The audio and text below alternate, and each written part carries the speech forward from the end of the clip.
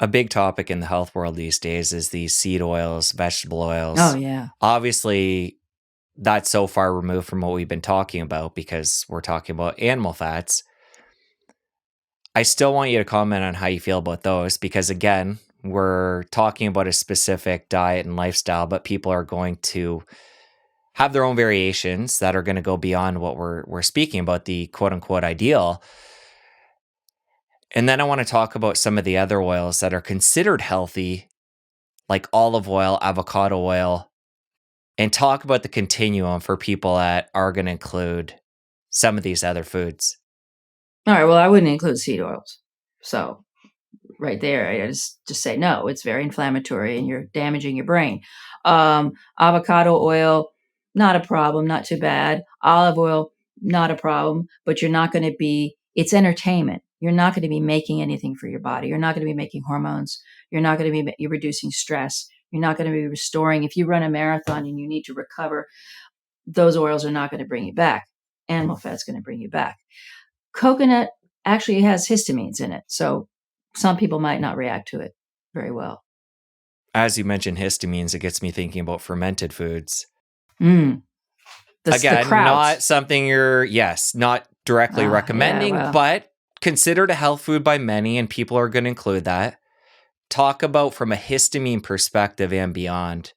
Things like kimchi, sauerkraut. How you feel about those? I think they're horrible. My daughter's eating them right now. My daughter in Glasgow.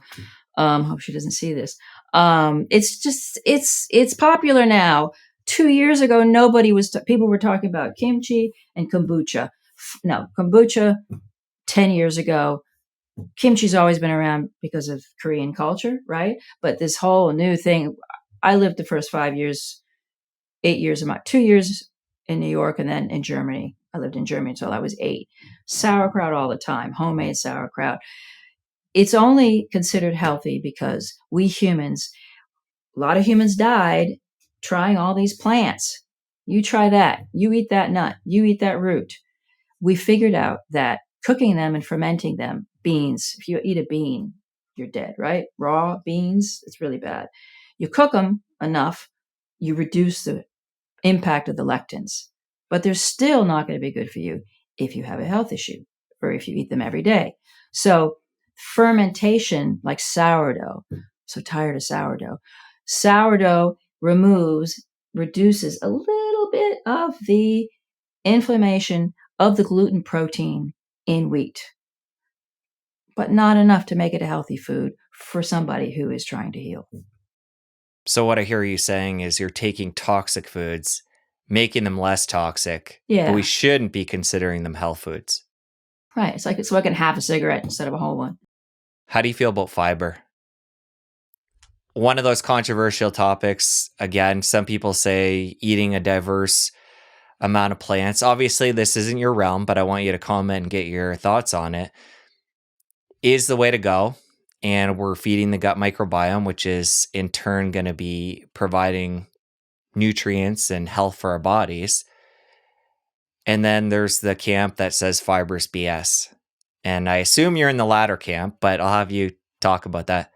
I am, but I'm also in the latter camp because the papers that they came up with on microbiome were basically, analyzing the feces of African teenagers who had a very diverse microbiome, and they said, okay, these people are healthier than we are here in the States. So let's just say that all these things are necessary. The carnivore microbiome is completely different. You have a die-off of all the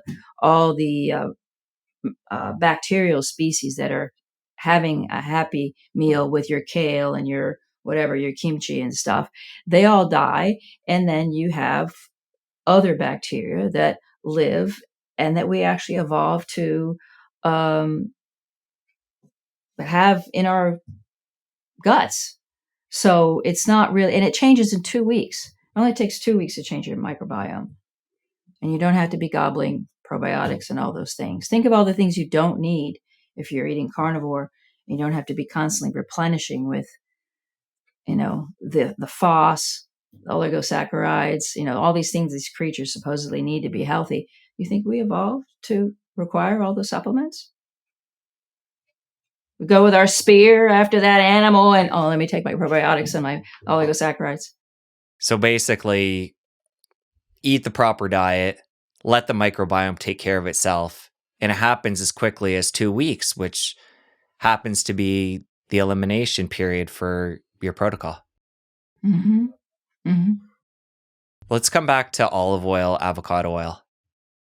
We brushed over those. They sound like they're in a moderate okay category. Moderate okay. Yeah. So not providing benefit, but not destroying the health either. I agree. So for people using those in moderation within a diet realm that you're talking about today would be okay. Yeah. They can have it on their lettuce, which is not damaging. What are some of the other plant foods that are in that okay realm for people that are going to include them? The less damaging to the body if they're going to eat a mixed diet. Fruit. So plants don't mind if we eat fruit because plants actually diversify by making fruit, and humans eat it or animals eat it, and we poop over there in the corner and another plant grows from the seeds. So you've heard other people say it, but the stem, the root, the leaves, those are the part of the plant. It doesn't want you to eat those. That's where the anti-nutrients are. So the fruit doesn't have anti-nutrients. It's just a stimulant. It has sugars. So I would say sour fruits. When we were in Glasgow, near my daughter's apartment, there was a community garden, and there was a red currant bush, a raspberry bush, and my grandson would crease 1.5, would go under, and I'd lift the branches up and give him a bunch of red currants. So they're pretty sour. I think those are fine. Then we have to talk about fruits that have been altered by humans. Bananas are very sweet today. Papaya is, incredibly sweet. Mango is incredibly sweet. None of these fruits were originally that sweet. They have been. Del Monte has tinkered with them, and humanity has tinkered with them to make them very sweet. So they have the issue with them is that you're having sugar. So a few berries, a half of a sour apple is not going to damage you. But if you're eating a papaya and you're bipolar, you might, climb the walls. While we're talking about blood sugars, it gets me thinking about being on a diet like you're consuming. And it sounds like, given the little bit of laxity within your diet, you're going to have carbs periodically, which is naturally going to provide that insulin spike.